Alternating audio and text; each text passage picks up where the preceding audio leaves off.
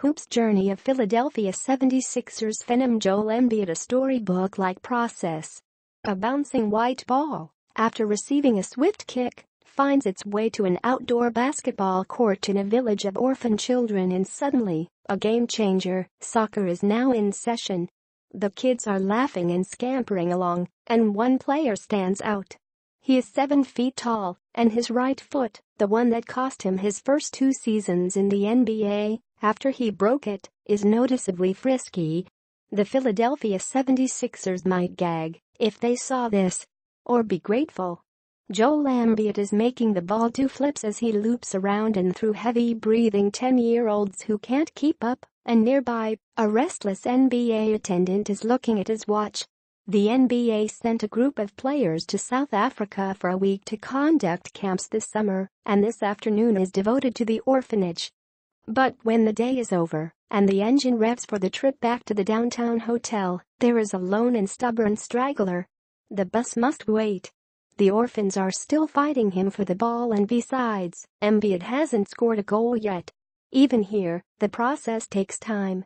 He is waved over by a group of elderly women sitting in folding chairs on the other side of the fence. They yell, "Are you American?" He stops everything and approaches and proudly says no, he is just like them, but from Cameroon. They blow air kisses, bless him for working with needy children, and have no idea who he is, or more importantly, what he went through to make it to America, and, at least for a week, boomerang to Africa. And so, moments later, it is official. Then, Embiid is back on the bus and feeling the love from not one, but 2 places famous for being distant, his homeland of an ocean away, and Philadelphia, notoriously picky with its professional athletes. Philly's next great superstar. Blessed with height, a delicate shooter's touch, a magnetic charisma, and the scent of a superstar, Embiid is capable of raising the basketball awareness in Philly. The Sixers are just now emerging from the muck of carefully crafted seasons in which they purposely stunk to stockpile high draft picks such as Embiid.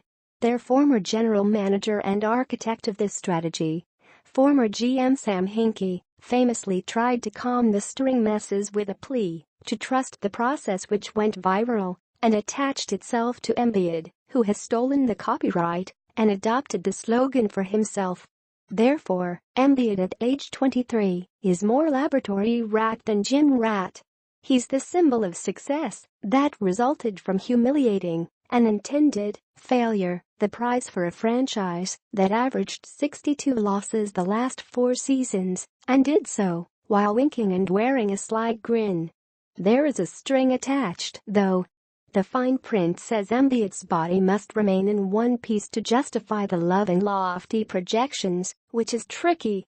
He has only played in 3 of the 6 seasons of his organized basketball life, no thanks to multiple surgeries on his right foot, an achy back, and, lastly, a meniscus tear in his right knee.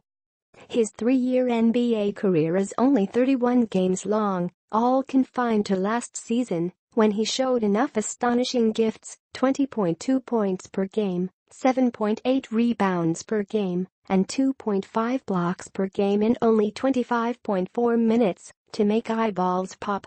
That helped convince the Sixers last week to make a 5-year, $148 million gamble on his future in the form of a contract extension. For those who question the Sixers' fiscal sanity in that move, Embiid offers a reassuring trust the process response, and, perhaps soon enough, a healthy season in which he elevates himself among the league's premier centers.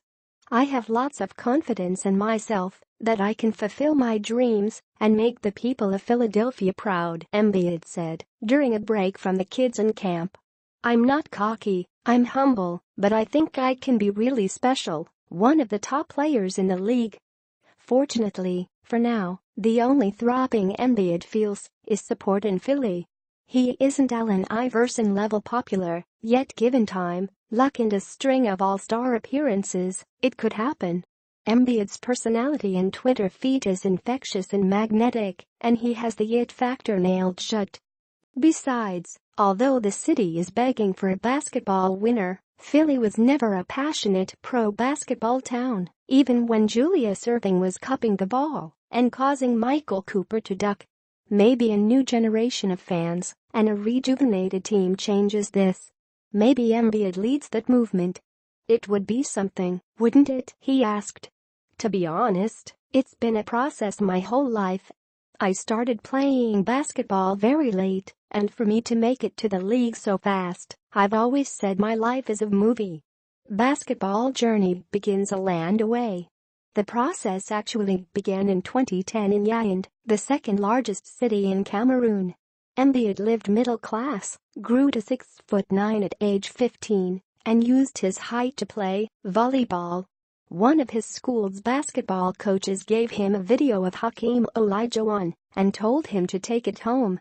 The coach didn't think Embiid would watch it over and over and keep pressing rewind. He stopped playing volleyball. Embiid attended a local basketball camp given by Luc Mbah, also from Yaoundé, who, by this time, was established as a good role player in the NBA. Embiid then went to the NBA's annual Basketball Without Borders camp, which brings together a collection of promising basketball players from around the continent, and Embiid, with 6 months of basketball experience, didn't even make the all-camp team. As he watched a group of African teenagers go through the same type of drills, Embiid thought about that rough introduction. I wasn't as good as all the guys, he said. I didn't know how to shoot, the mechanics, how to handle the ball. It's just a testament to all the work I put in. I still have a long way to go. I can be so much better. I know Africans, we all start basketball late. This is where it all started for me. This is a special place. I know what they are going through. Some of these kids are not going to be in the same position as me, but each one is special. What I want to tell these kids is, as long as you put in the hard work every day, everything is going to be okay. Mbah encouraged Embiid to stick with the sport. The following year, Embiid improved enough that Mbah, whose foundation helps find boarding school scholarships in the U.S. for African teens, suggested Embiid take a leap of faith. And so, with the reluctant blessing of his parents, Embiid packed a bag for a strange world after turning 17.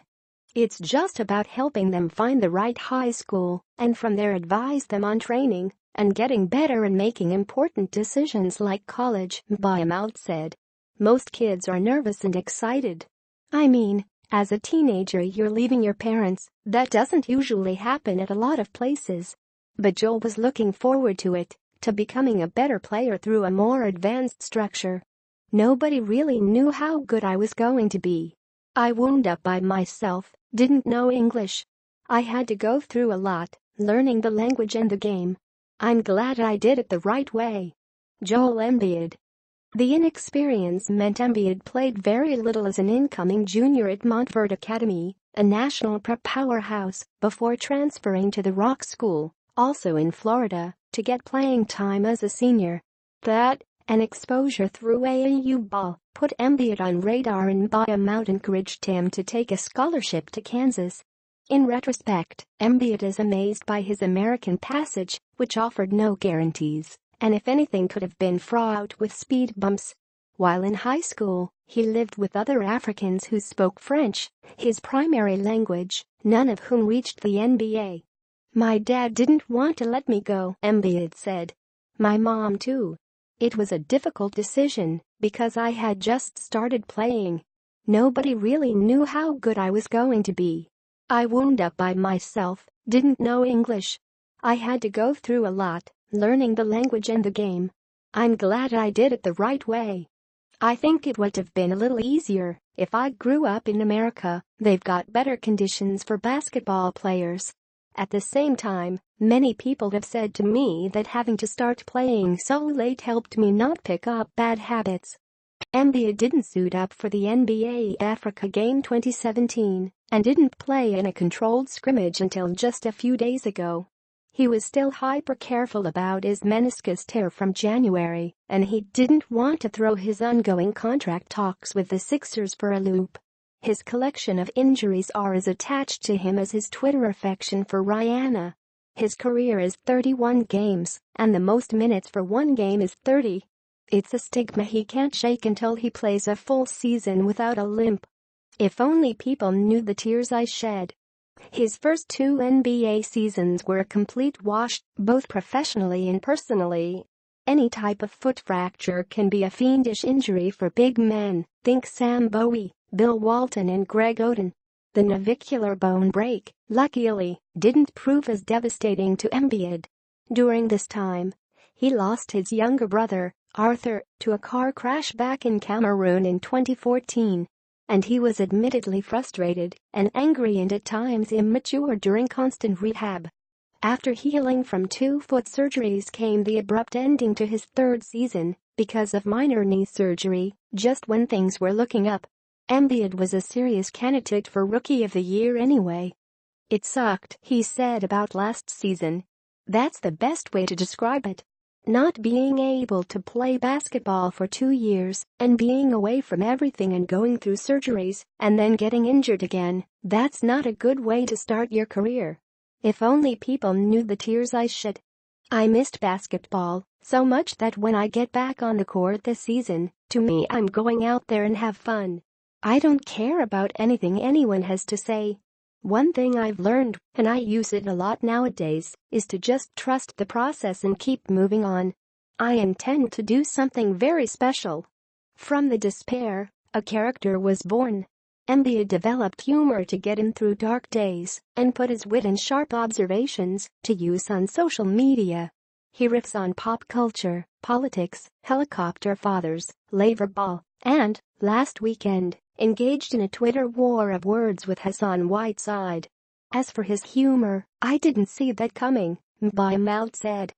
"He was actually kind of shy when he came over here. It's weird. He took it to another level." The Sixers are a team of intrigue, having added Ben Simmons and Markelle Fultz as rewards for tanking, along with veteran shooter JJ Redick, who signed as a free agent. Make no mistake, the bedrock is the freshly signed and able-bodied Embiid, who forces opponents to adjust because of the unique skills he brings to his position. "We got a good group of young guys, and it's just about us putting it together," Embiid said. "We just got to work together. The main thing is staying healthy. I'm excited about it. Sky is the limit, and we have a chance to make playoffs." High expectations beckon for Embiid. He is motivated to become beastly on the floor, mainly to repay Sixers fans who lived through his early ordeal. From his vantage point, Embiid says the city never held his injuries against him, and whenever he and his crutches walked the streets of Philly, he heard encouragement, which surprised him, given Philly's reputation. "They showed me a lot of love," he said. "Because of that, I know how the response will be when we start winning. I'm excited about the future. I love everything about the city, except cheesesteaks. They make me fat. This is all about fulfilling the expectations of 2 worlds, then, Philly and Africa, separated by a few thousand miles yet linked by 7 feet of finally healthy flesh that's ready to be unleashed and start a basketball revolution. It's all on me," said Joel Embiid. "I can become the hub. I will make it happen."